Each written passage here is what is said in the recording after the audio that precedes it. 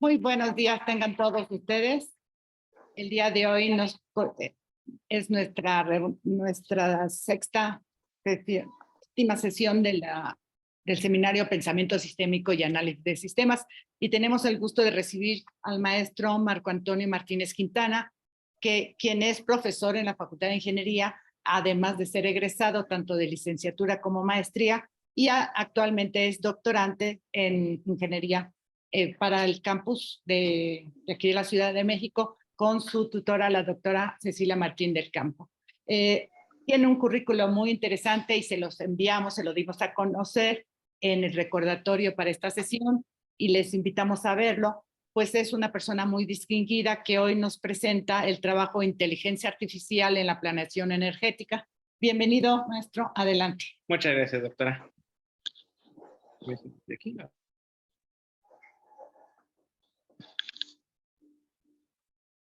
Audio. Yo creo que ahí no se escucha.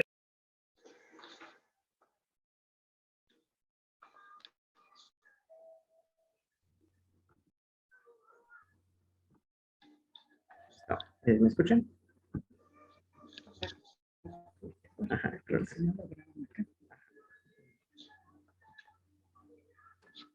Listo, ya se escucha, ya compartí pantalla. Sí, se ve bien. ¿Sí va? Perfecto. Listo, pues, buenos días a todos. En esta ocasión vamos a ver la inteligencia artificial en el sector energético, precisamente en la planeación energética. Muchas gracias por invitarme, doctora. Es un gusto para mí compartir otra vez el seminario de pensamiento sistémico y pues vamos a empezar. Ajá. El contenido de la presentación va a ser, primero, la introducción a la inteligencia artificial. Segundo, la parte de programación lineal. Tercero, vamos a ver un poquito acerca de los algoritmos genéticos. Cuarto, saber qué es la planeación energética y en qué consiste.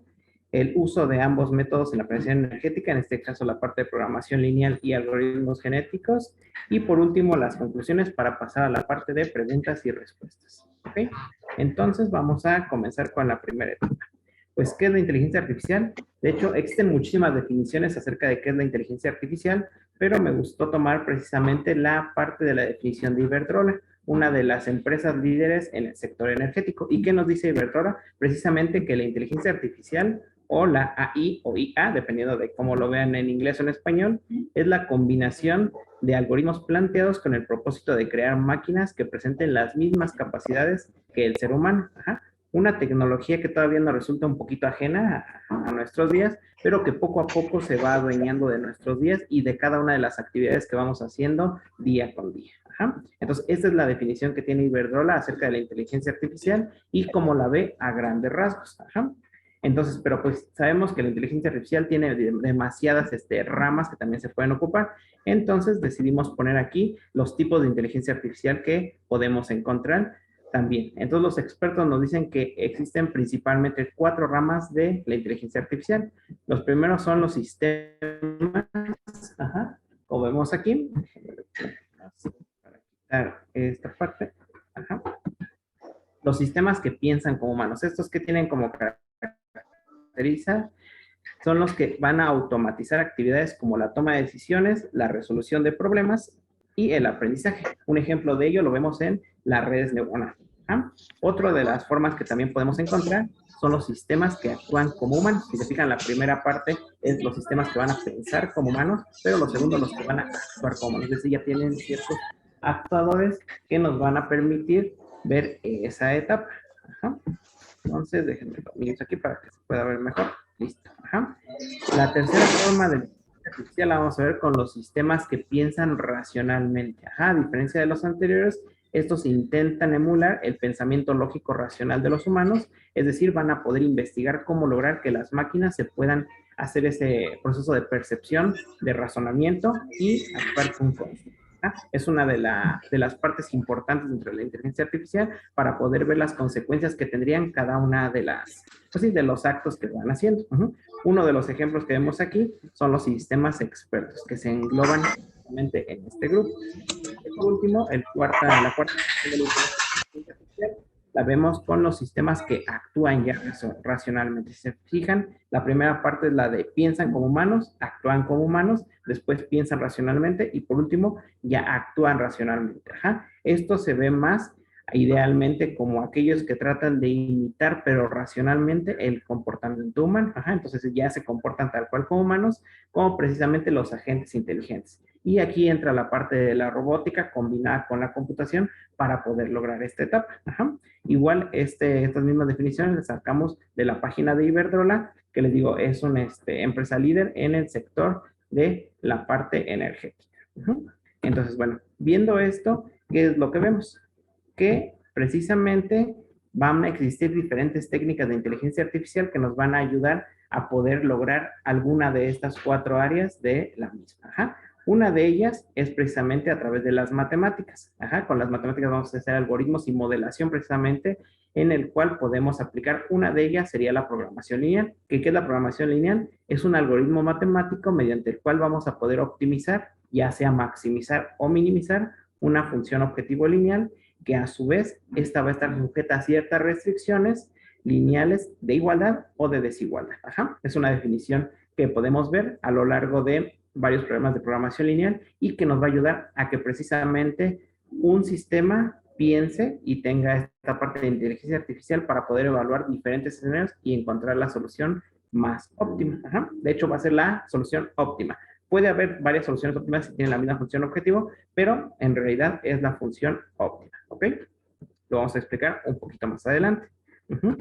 Y después, ¿qué diferencia tiene con esta parte de los algoritmos genéticos? ¿Qué es un algoritmo genético? Pues este también va a ser un algoritmo como el pasado, pero este va a ser iterativo, mediante el cual vamos a también optimizar, igual ya sea maximizando o minimizando, pero esto va a tener una gran diferencia de que los algoritmos genéticos no se basan únicamente en la parte que va a ser lineal, sino esta puede tener no linealidad y además va a estar sujeta a un conjunto de restricciones que nosotros vamos a definir y tiene como operadores principales 2 estrategias que también se ocupan en la parte biológica, por eso son algoritmos genéticos, que es precisamente la cruza y la mutación de un conjunto de soluciones. Es decir, vamos a generar un conjunto de individuos que van a ser soluciones aleatorias a un problema, ajá, las cuales van a ser evaluadas, van a tener cierto fitness o cierta calificación, por así decirlas, y entre mejores van siendo seleccionadas de un subconjunto de una población. Ajá, la población va a ser la inicial, como les digo, aleatoria. Luego van a tener este subconjunto que va siendo evaluado y va a sacar precisamente, como aquí lo menciona en la imagen, un fitness o una calificación. Ahí va a ser la selección de esos progenitores para que justamente, como pasa en la realidad, se crucen esos individuos y generen individuos nuevos. Ajá, aquí está la parte de la reproducción y como les decía, van a tener 2 operaciones básicas. El cruce, que es entre los mismos, y la mutación, cambiar ciertas propiedades de esos individuos a la población. Y así de manera iterativa, para que esto nos dé la solución que más se acerque a la óptima. Inclusive puede llegar a la óptima, pero vamos a tener un abanico de soluciones que nos va a permitir tener no solo una solución, sino un conjunto de soluciones posibles a un solo problema. Entonces, una vez que ya vimos estas 2 estrategias que voy a hablar en esta plática, vamos a ver hacia dónde la tenemos que aplicar. ¿Por qué hacer esta meta? No más allá de los, bueno, decían 1.5 grados, ahora de 2 grados. ¿Por qué? Porque pues se pone presente parte la biodiversidad y el aumento de los gases de efecto invernadero. Entonces también se tiene que lograr esa disminución de gases de efecto invernadero.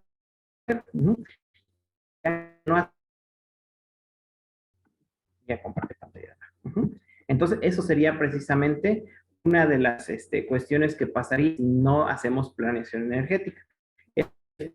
Por eso tenemos que llevar de la mano la inteligencia para que nos ayude a tomar mejores decisiones.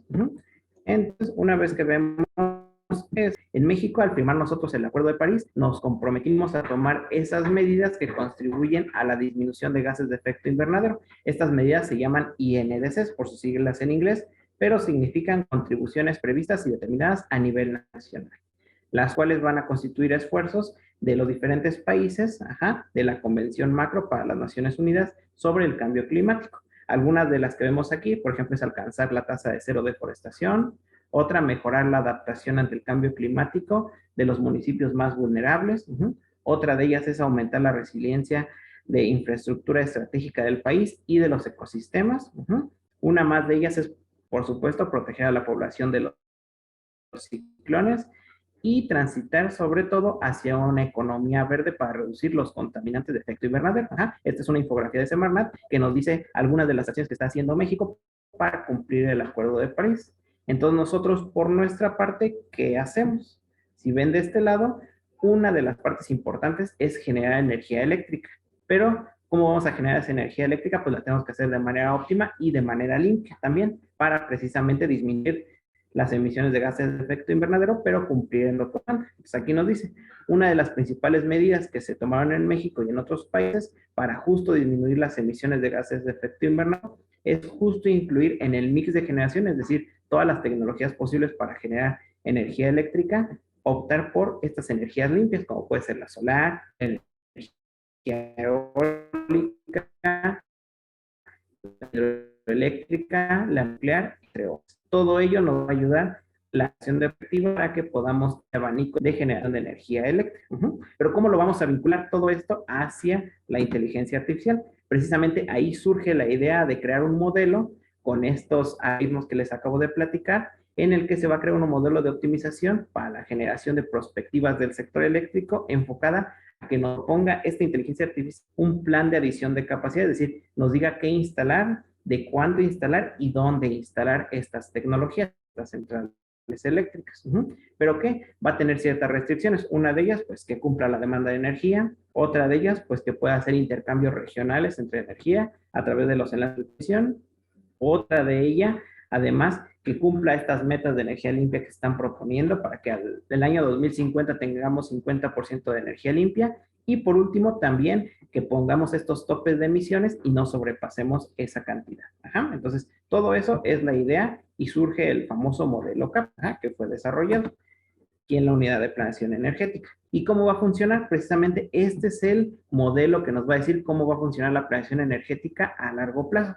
Tenemos que tener primero un desarrollo de bases de datos muy importantes que tienen que tener calidad, y con ello vamos a poder hacer análisis económicos que nos van a ayudar a crear la demanda de energía que se va a tener en el futuro, un estimado, claro, pero ahí es donde entra precisamente la parte de matemáticas, estadística y probabilidad. Por otro lado, también vamos a tener pues la evaluación de recursos energéticos. ¿Qué recursos energéticos vamos a tener aquí en el país? Por ejemplo, ¿cuánto radiación tenemos gracias al sol?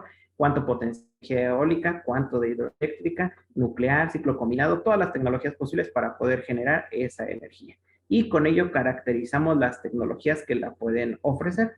Con eso vamos a poder hacer un balance de oferta y demanda, precisamente cuánta energía necesitamos y cuánta podemos nosotros producir. Haciendo ese, lo tenemos que tomar en cuenta tanto intertemporal, que quiere decir en cualquier época del año, y regional en cualquier región del país.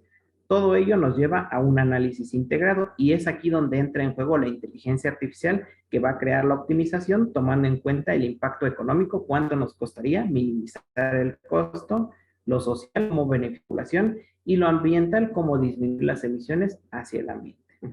Lo cual nos va a dar precisamente, pues como les decía, todos los elementos para una toma de decisiones y con ello generar políticas públicas y normativas, así como la estrategia energética de largo plazo. Y como todo, ustedes que son, bueno, de los que veo aquí, son ingenieros en computación o van a ser ingenieros en computación, precisamente saben que la parte de lo iterativo siempre nos ayuda a tener mejores soluciones. Entonces, todo este proceso es iterativo gracias a que vamos haciendo diferentes pruebas para poder encontrar qué es lo que pasaría si movemos algún indicador y eso qué impacto tiene estrategia energética de largo plazo. Entonces, esto sería lo que es la planeación energética de manera general y lo que tenemos ahí es que el objetivo de como les decía, es generar esas perspectivas, en el cual nos va a ayudar a crear nuevas capacidades tecnológicas para diversificar el parque eléctrico, cumpliendo, como les dije, con las restricciones de demanda, intercambios regionales de energía, topes de adición de capacidad. ¿Por qué? No podemos adicionar, por ejemplo, aquí llenar los paneles toda la ciudad. ¿Por qué? Porque también tenemos ciertas restricciones, ¿no? Hay lugares donde no se puede, reservas protegidas, entre otras cosas. Entonces, las preguntas que nos va a ayudar a resolver es cómo se puede cumplir con esa demanda de energía en años futuros, cuánto va a costar llevar a cabo esta perspectiva y cuánta capacidad de energía limpia se va a necesitar para cumplir con los acuerdos de París, que les digo que es con la energía limpia que se necesita para largo plazo. Entonces, nos va a ayudar con estas respuestas y mucho más. Y para ello viene la parte matemática, ¿no? ¿Cómo lo vamos a modelar? A través de estas expresiones. Primero, una expresión para poder nosotros implementar el balance de oferta y demanda, que es minimizar, ¿qué? El costo, ¿no? Entonces aquí tenemos la minimización de Z, que va a ser el costo de cada una de las regiones, de cada tecnología, multiplicando estos factores de costos por la energía que se va a adicionar en el futuro, la ecuación número 1, pero con las restricciones correspondientes que les acabo de platicar. Es decir, lo que les platiqué, ahora lo pasamos a la parte matemática, que en este caso es cómo satisfacer la demanda de energía. En esta segunda, para todas las tecnologías, tiene que satisfacerse la demanda de energía regional, pero a su vez no puede pasar, como les decía, de la parte solar, no podemos tener todo de una sola tecnología, hay que diversificar. Entonces, cada una de las tecnologías va a tener cierto tope, por eso es menor o igual que cierto tope de capacidad, multiplicado por su factor de utilización de esa tecnología. Y a su vez, como tener ciertos picos en los que se demanda más energía, tenemos que satisfacerles, pero no tomando en cuenta las energías que son intermitentes, como por ejemplo la solar y la eólica, que a veces sí hay, a veces no hay, todo depende, ¿no? Si hay radiación, tenemos potencial de solar; si no hay radiación, pues no tenemos ese potencial, por ejemplo, en las noches. Y eólica también, si hay viento, se produce la energía eólica; si no hay, pues no. Entonces tenemos que quitar esas tecnologías y por eso existe este factor que nos va a ayudar a quitarlo o ponerlo, ¿no? A través de justo los indicadores binarios, unos y ceros. Si es 1, sí está presente; si es 0, no está presente. Y esto va a ser para todas las regiones, tanto interconectadas como aisladas. Y por otro lado, aquí en el lado derecho vemos la parte de la energía limpia. ¿Cuánta energía limpia vamos a tener y cuánta necesitamos tener para que se satisfaga? Y por último, pues los enlaces. Recuerden que no podemos pasar toda la energía por un enlace de transmisión, tenemos que dosificarla a la capacidad que está cierto enlace. Y por supuesto, pues no puede haber energía negativa, entonces tiene que ser positivo. Todas estas variables que vamos a meter en la optimización y en esta inteligencia artificial no pueden ser negativas, ¿vale? Entonces, hasta ahí justamente es el modelo de optimización que tenemos para poder crear estas perspectivas. Como les dije, va a funcionar con programación lineal. Y de hecho ya tuvimos una de las aplicaciones en uno de los artículos que publicamos. De hecho, se llama Power Optimization Model on the Long Term Planning Scenario. Es un caso de estudio para México aplicando descarbonización. ¿Qué pasa si quitamos todas las centrales que tienen la tecnología carboeléctrica? Entonces, tenemos que sustituirlo por otras tecnologías y precisamente este algoritmo funcionó. Ya nos dio un plan de adición de capacidad para años futuros hasta el 2050. Pero ¿qué pasó? Solo nos dio una solución, la más óptima. Entonces, aquí también donde entra la inteligencia artificial con los algoritmos genéticos. ¿Para qué les dije? Para que no solo una solución, sino un abanico de soluciones, y a lo mejor la solución que está pegadita pero cuesta $1 más o $1 más es más sustentable, o sea, tiene menos emisiones o genera más empleos. Entonces, por eso es importante abrir ese abanico de soluciones y no solo quedarnos con la más barata, ¿vale? Entonces, una vez que vemos esto, precisamente, ¿qué hacemos? Ejecutamos el mismo modelo. Como les digo, uno está hecho en MATLAB, el otro está hecho con la plataforma del Solver de Microsoft Excel, y precisamente en los dos se puede hacer la misma comparación. Tomando en cuenta cada uno de tecnologías, lo que nos da por resultado este tipo de gráficas. Uno, cómo va a crecer la capacidad instalada, de cómo está en el año base y cómo va a estar en el año futuro. Otro, qué adiciones vamos a poder tener por cada tipo de tecnología. Los costos de inversión para cada año, si ven, aquí de energía limpia versus convencional, es decir, cómo se va a ir moviendo la capacidad de estas tecnologías. Entonces, aquí tenemos algunos ejemplos, como les digo, pero solo de la solución óptima. Entonces, si nosotros queremos buscar esa fusión, que es la propuesta de esta plática, la fusión entre el modelo de programación lineal y el algoritmo genético, lo que vamos a tener es precisamente una gráfica de este estilo, en el que podemos encontrar mínimos locales o mínimos globales. Esto es lo que encuentra el algoritmo con programación lineal, ¿no? Que la solución 5 fue la mejor, están de acuerdo, porque es la de más bajo costo. Pero, ¿qué pasa si yo quiero ver la que está al ladito, ¿no? O, por ejemplo, la 6 o la 4. También la 6 o la 4 son de poco costo, es decir, se acercan al mínimo costo, pero a lo mejor tienen otras implicaciones, como les digo, puede generar más empleos, puede tener menos emisiones, entre otras cosas. Entonces, por eso es importante, al meter el algoritmo genético, hacer esa comparación y poder analizar las otras soluciones posibles. Para eso nos va a ayudar. Y bueno, como conclusión, les digo, eso es lo que tenemos que hacer. La creación de modelos de optimización en el sector energético con un enfoque sistémico es muy importante hoy en nuestros días. ¿Por qué? Porque tenemos un impacto que genera a largo plazo la inclusión de nuevas tecnologías para producir energía eléctrica y con esto cubrir la demanda, no solo aprovechando los recursos naturales que tenemos a nuestro alrededor, sino también respetando el medio ambiente y cumpliendo con acuerdos internacionales a través de ¿qué? De las metas de energía limpia y o la inclusión de un mayor número de energías renovables y limpias, ¿no? Entonces, esta es una de las primeras conclusiones que se tiene a la hora de meter la inteligencia artificial en el sector energético.